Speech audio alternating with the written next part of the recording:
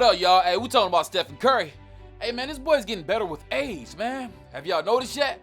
So, man, we got a lot to look forward to, man. Let's talk about it, man. We got 2015 stuff versus 2022. Incredible. Hey, man, Curry look like he's getting better with age, even at the age of 33. Hey, you would think it would be impossible for him to get better since he's had so many big seasons in the past. But it can be very well true, especially when you look at things the way he does in totality. Hey, Stephen Curry entered into his prime around 24 years old. And since then, he's won 2 MVPs. You know what I mean? He got those trophies, 3 NBAs, and he broke so many records. I'm talking about a plethora of them. So in this season, hey, we can't trust that Stephen Curry. Woo, he's going to go crazy, man. We might see the best version of this boy, too. You dig me? Yeah, boy, we got shooting. Hey, most might say that was the best version we've ever seen of Stephen Curry, but hey, I beg to differ. But after last year, hey, man, he went crazy. And this preseason, he went crazy, which is very debatable. There were a massive difference between Stephen Curry now and then, and we're going to talk about it. Let's go. But back in 2015, you know, Stephen Curry was like a video game. He was like 2K. He was a cheat code, you know what I'm saying, in 2015. He averaged 30 points per game, 50% from the field, and 45 from deep. Yeah, Stephen Curry set the most threes in that record that year, too, breaking the NBA record with 402. And he led the NBA in steals with 2.1. Yikes. So in 2015-16 season, the Dubs absolutely crushed the whole entire. Hey, man, he had a career high in points, 32 points per game, dominating fashion. Yeah, man, his stats were off the charts. And that season was actually better than the year he won the unanimous MVP. And it looks like he's shooting the ball better than ever. Yeah, man, it's crazy. Yeah, this boy is the three-point king, and he's getting better with age. Yes, sir. Y'all heard the phrase about fine wine? Yeah, Stephen Curry. But there's no words to express what this boy did last season. Yeah, he was in MVP conversations despite being on a trash-ass team. They were 9th in the seeding, but, you know, he still did his thing.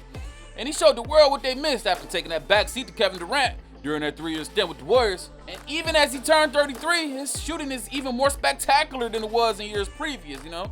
Last season, he went nuts. Y'all remember that game? He dropped 62 points per game, the best during that whole entire regular season. Curry had a total of 2,832 total three-pointers made. Yes, sir, and that's only right behind our boy Ray Allen, the three-point leader. He's going to catch you, Ray. And he dedicated 62 points. That's a lot of buckets. And meanwhile, Klay Thompson is still out, but he's doing a lot to keep the hope and the Golden State Warriors alive. He even passed Will Chamberlain for the Golden State Warriors for franchise all-time leading scorer, so he is the golden boy for sure.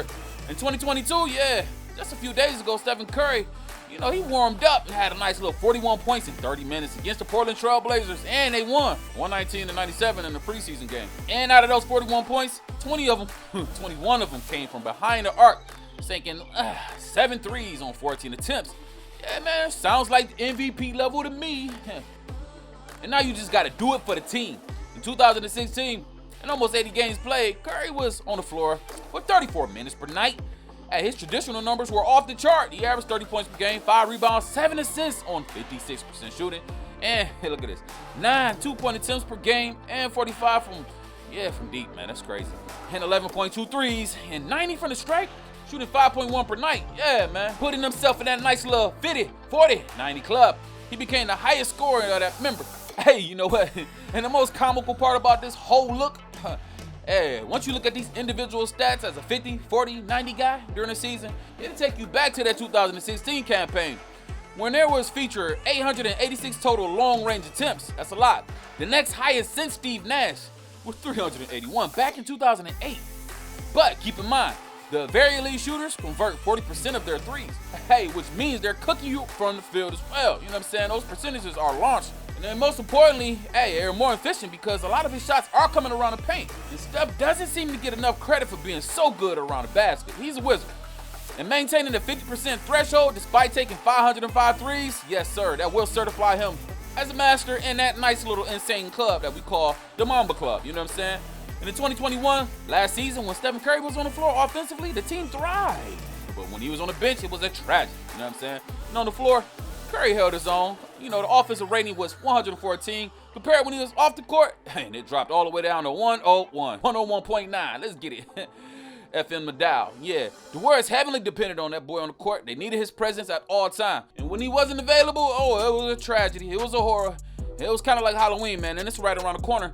So in 2021, Stephen Curry dominated the whole entire NBA. And this plus minus was off the chains as well. Hey, he accounted for most of the NBA wins, you know, with 19.05. The clearest player close to him was Rudy Gobert with 16.52. Then in a real plus-minus category, Curry was on top of the league as well with an RPM of 7.18, and James was in second with a 6.73. Nice company, big fella. And the average fan, they will only notice Stephen Curry knocking down 32 points a night. But if you look a little deeper, hey, it means a lot more. This boy is going really crazy. You dig what I'm saying? Look at this ORPM, 7.08 left. Hey, he left everyone in the dust. And James was the nearest best player. And once again, he only had 4.63 and Durant was 4.07. Woo, how efficient.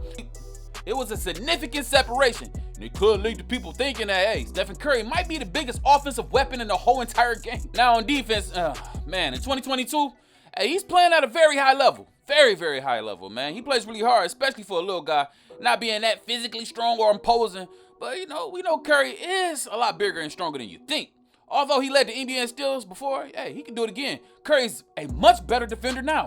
In the past, teams will regularly switch guys on him just so they can get the ISO, bird in the house. Yeah, he's too small. But now, not so much. Now, it's not so easy to get by this young fella, you know what I'm saying? Or, veteran Curry. Over the years, he's learned to become a better defender. Yeah, we know this version of the two-time MVP won't be winning any Defensive Player of the Year awards, but it's obvious he has improved tremendously on that side of the court. And of course, dribbling is, he got it on the string. In 2022, his handles is insane. Leaving those defenders dancing every single night, getting buckets with ease, putting them through the cha-cha. Even on nights he didn't shoot the ball well, he was still able to get it off because his handles and his skills are so good. He can get to the basket and he can finish around the rim. And once he gets to the free throw line, it's CashMoneyRecords.com. And the game heavily relies on skills today. You know what I'm saying? And coaches emphasize more one-on-one dribbling today in practice more than ever. Trust me, his dominance on the NBA has led more and more players to practicing their all-around skills and not just their strength. Today's NBA game, even the big men are spending a lot more time working on their ball handling and their shooting from the outside. And it's because of guys like Stephen Curry, who took the game all the way to the next level. He took it from the post to the perimeter. You dig what I'm saying? And assists, boy. He got dimes, and it's all about the time. The very fact that Stephen Curry is such an amazing shooter sometimes blinds the people from how good he truly is overall as a player. And Steph has always been an underrated passer. Hey, he's much better than what people give him credit for. And over the duration of his career, he's averaging around 6 assists per night. So in conclusion, man, it's time to turn up. And then sum it up, Stephen Curry is the best shooter in NBA history. And one of the best finishers around the basket, size or no size.